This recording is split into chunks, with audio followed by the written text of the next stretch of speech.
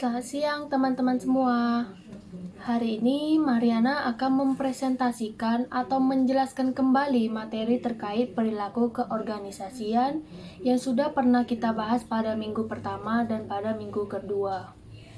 Nah, sebelum kita masuk materi, Mariana akan menyampaikan apa itu perilaku keorganisasian. Nah, perilaku keorganisasian itu sendiri merupakan suatu ilmu yang mempelajari tentang perilaku di suatu organisasi, baik itu perilaku individu, perilaku kelompok, maupun perilaku organisasi. Nah, dapat dikatakan bahwa perilaku keorganisasian ini sangat penting untuk dipelajari, terlebih pada suatu organisasi atau perusahaan. Karena dengan mempelajari perilaku keorganisasian, kita dapat mengetahui bagaimana seorang individu, kelompok, bahkan organisasi dalam bertindak atau melakukan sesuatu. Nah, untuk tidak memperpanjang waktu, langsung saja pertama kita akan membahas mengenai peran manajer. Apa sih peran manajer dalam suatu organisasi? Nah, peran manajer ini antara lain yang pertama, seorang manajer harus bisa menjadi seorang pemimpin, mengarahkan dan mengawasi rekan stafnya sehingga dapat mencapai tujuan organisasi. Yang kedua, seorang manajer harus mampu membina hubungan interpersonal, di mana seorang manajer ini dituntut harus mampu membina hubungan dengan berbagai pihak dan sebagai motivator bagi bawahannya. Nah, seorang manajer ini selain jadi motivator, ia juga bisa menjadi psikolog bagi karyawannya, sehingga terjadi hubungan yang harmonis antara atasan dengan bawahan. Yang ketiga, peran informasional. Seorang manajer harus memiliki kemampuan menyerap informasi, baik informasi dari dalam maupun informasi dari luar, dan kemampuan berkomunikasi dengan baik, sehingga informasi yang diterima dapat diberikan atau ditransformasikan kepada bawahannya. Nah, yang keempat, pengambilan keputusan. Seorang manajer harus mampu mengambil keputusan dan menguraikan masalah yang terjadi. Nah, untuk itu, seorang manajer harus memiliki keterampilan dasar, seperti yang pertama adaptability, yaitu kemampuan mengenal dan merespon perubahan yang terjadi. Yang kedua, knowledge about the states of the art practice. Seorang manajer harus menguasai pengetahuan tentang teknik-teknik problem solving yang terjadi. 3. Intercultural competition, yaitu kemampuan dalam membina hubungan multikultur atau multi-etnis antar karyawan. Yang keempat, information technology skill. Seorang manajer harus mampu menguasai IT atau teknologi atau perkembangannya untuk kemajuan organisasi atau perusahaan. Nah, IT ini sangat penting teman-teman. Kemudian yang kelima, creativity, yaitu seorang manajer harus lebih kreatif dan inovatif dalam melakukan pekerjaan. Ide-ide yang inovatif ini tentunya akan membantu mengembangkan suatu perusahaan atau organisasi dan membuat seorang individu diakui. Dan ada kemampuan dasar lainnya. Kemudian selanjutnya kita akan membahas mengenai fungsi manajer. Pada fungsi ini sama dengan fungsi yang ada pada manajemen yang dikenal dengan POAC. Apa sih POAC? POAC itu adalah planning, organizing, actuating, dan controlling. Nah, yang pertama kita bahas satu-satu. Planning atau perencanaan. Seorang manajer harus mempunyai dan membuat perencanaan-perencanaan untuk mencapai tujuan yang diinginkan. Mereka harus bisa menguasai perencanaan yang dibuat. Jika seorang manajer tidak bisa menguasai perencanaan, maka dapat dipastikan apa yang ingin dilakukan ke depannya itu tidak akan berjalan lancar, teman-teman. Yang kedua, organizing atau pengorganisasian. Nah, seorang manajer harus bisa menentukan pekerjaan pada suatu tim yang dibentuk. Nah, dalam membentuk tim ini, seorang manajer harus bisa mengorganisasikannya menjadi suatu bentuk kesatuan, teman-teman. Kemudian yang ketiga ada actuating atau pengarahan. Manajer harus bisa mengawasi proses dan hasil kerja karyawan. Yang keempat, controlling atau pengontrolan. Seorang manajer harus bisa mengontrol segala kegiatan yang dilakukan karyawannya di suatu organisasi. Nah, jika manajer tidak melakukan pengontrolan, maka dapat dipastikan para karyawan mereka akan berperilaku menyimpang atau berperilaku tidak sesuai jika tidak diperhatikan oleh seorang manajer. Kemudian selanjutnya kita akan membahas tentang ilmu perilaku keorganisasian yang dikelompokkan menjadi tingkatan. Yang pertama individu, kelompok, dan sistem organisasi. Kita akan membahas satu persatu. Nah, pada ilmu perilaku keorganisasian terdapat ilmu pengetahuan yang berhubungan dengan psikologi, psikologi sosial, sosiologi, dan antropologi. Nah, pada psikologi lebih berhubungan dengan individu yang membahas tentang pengetahuan, motivasi, kepribadian, emosi, dan lain sebagainya.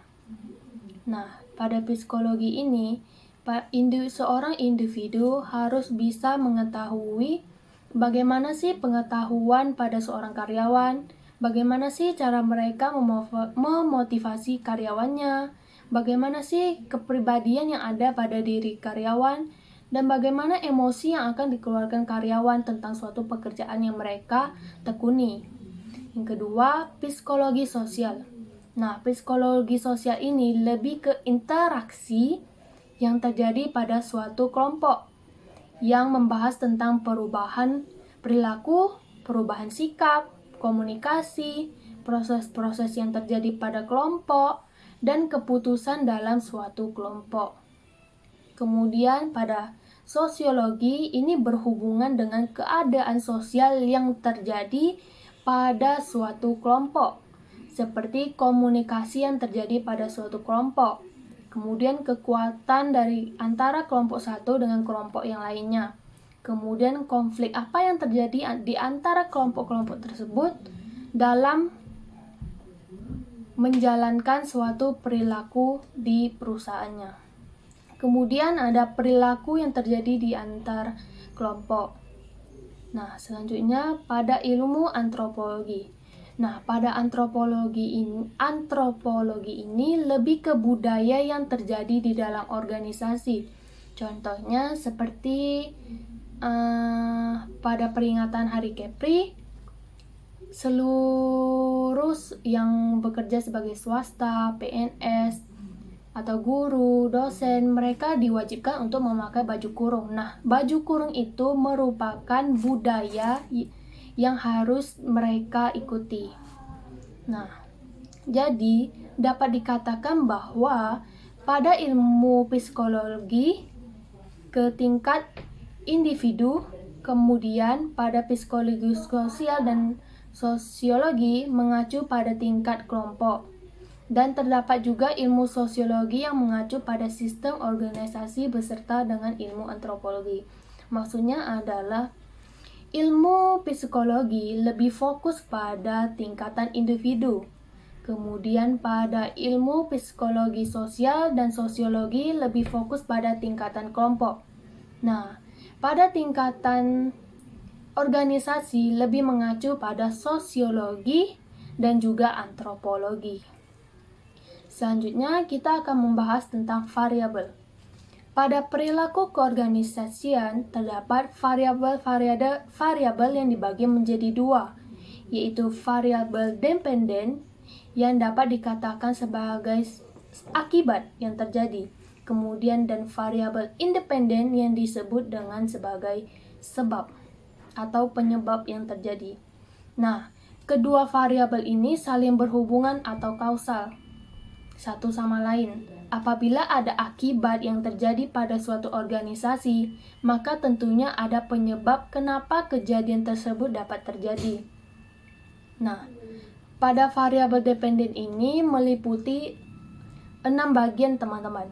Yang pertama ada produktivitas, yaitu bagaimana perbandingan antara jumlah output dan juga input di suatu perusahaan atau organisasi. Yang kedua absensi, yaitu tingkat ketidakhadiran yang terjadi pada suatu organisasi.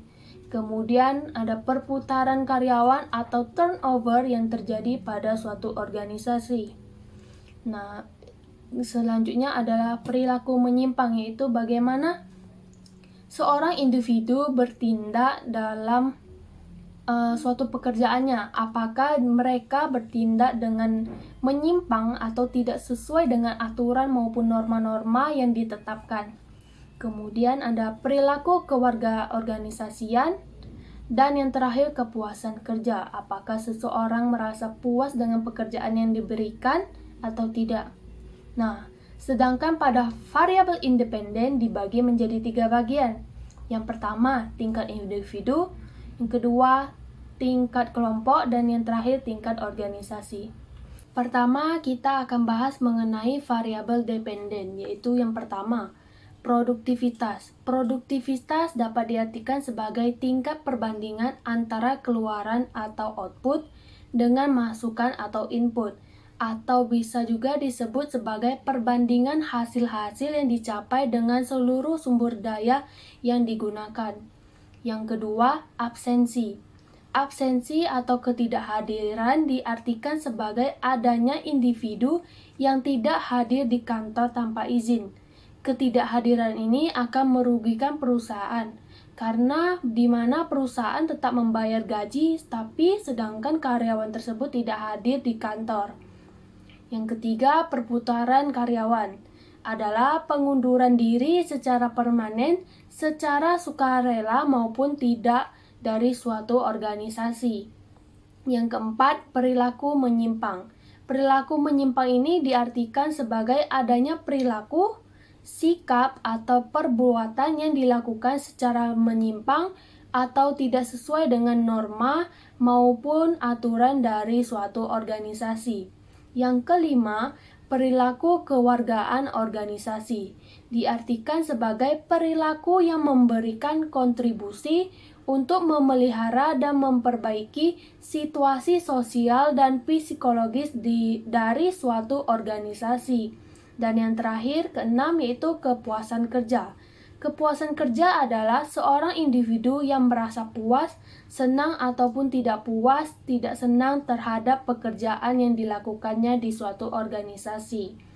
Nah, setelah kita membahas tentang variabel dependen, selanjutnya kita akan membahas tentang variabel independen. Variabel perilaku tingkat individu. Nah, variabel independen yaitu perilaku individu yang terjadi pada suatu organisasi atau perusahaan. Lalu apa sih perilaku individu itu? Nah, perilaku individu ini diartikan sebagai suatu interaksi yang terjadi antara individu dengan lingkungan di sekitarnya. Nah, variabel ini itu meliputi beberapa hal. Yang pertama, karakteristik biografi, yaitu karakteristik seperti umur, ada tua, muda, kemudian ada jenis kelamin, ada laki-laki, perempuan, kemudian status kawin yang sudah menikah ataupun yang belum menikah, yang karakteristik pribadi ini atau karakteristik biografi diperoleh dari rekaman pribadi seorang individu. Kemudian yang kedua ada kemampuan, yaitu sejauh mana individu dapat mengerjakan berbagai tugas dalam suatu pekerjaan. Kemampuan ini dibagi menjadi 2. Yang pertama, kemampuan fisik. Yang kedua, kemampuan intelektual. Nah, kemampuan fisik itu sendiri merupakan kemampuan yang diperlukan untuk melakukan tugas yang menuntut suatu stamina, kecekatan, dan kekuatan seseorang. Lebih ke fisik mereka dalam bertahan di perusahaan. Yang kedua, kemampuan intelektual. Maksudnya adalah kemampuan yang diperlukan untuk mengerjakan kegiatan mental, misalnya berpikir ataupun menganalisa sesuatu. Nah, selanjutnya variabel independen yang ketiga, yaitu kepribadian, yaitu bagaimana cara seseorang bereaksi dan berinteraksi dengan orang lain. Apakah mereka dapat berinteraksi dengan baik atau buruk di antara individu dengan individu maupun individu dengan kelompok. Kemudian yang keempat, proses belajar atau pembelajaran adalah bagaimana kita dapat menjelaskan dan meramalkan perilaku seseorang, dan bagaimana cara orang belajar untuk memahami suatu pengetahuan dan lain sebagainya. Kemudian yang kelima ada persepsi, yaitu suatu proses di mana individu-individu itu mengorganisasikan dan menafsirkan kesan-kesan indera mereka agar memberikan makna bagi lingkungannya. Yang keenam yaitu sikap. Nah, yaitu bagaimana seorang individu berperilaku terhadap sesuatu atau bagaimana individu merasakan sesuatu. Dapat dikatakan bahwa sikap ini bagaimana seseorang menyikapi suatu hal atau suatu pekerjaan, apakah mereka akan menyikapinya dengan baik atau buruk. Nah, dan ada variabel perilaku tingkat individu lainnya. Kemudian, itu saja teman-teman penjabaran materi pertemuan pertama dan kedua yang kita pelajari pada minggu sebelumnya. Mariana mohon maaf apabila selama proses penyampaian materi masih terdapat kesalahan pada pengucapan, penjelasan, maupun pemberian materi. Mariana berharap kita semua mengetahui seberapa pentingnya perilaku keorganisasian untuk dipelajari dan dikelola dengan baik dan benar. Jadi, sampai di sini saja teman-teman. Dah, terima kasih. Selamat siang.